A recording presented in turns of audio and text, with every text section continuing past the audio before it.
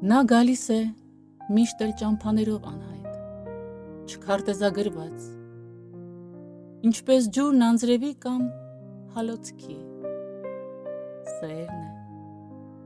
Հոլանդացիք ծովից, ամենազոր ծովից հող են հափշտակում, խլում, պատար,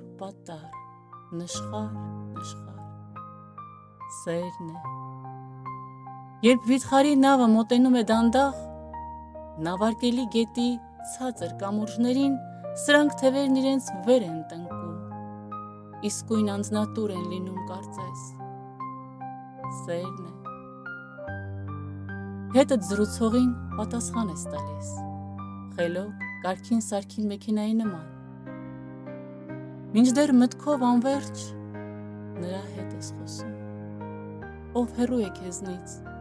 լոկ անունն է քեզ մոտ, իբրև մի անձնագիր, որ չի կնքված, սերն է։ Քներակից զարկը կաթոցքի է նման, այն կաթոցքի, որ քար է ծակում, անքնությունն անվերջ հյուսում է ցանց մի խիտ, որով ձուկ չեն որսում, խեղդում են մարդ, սերն է։ Քնքշացել ես այնքան ու խոցելի դարձել,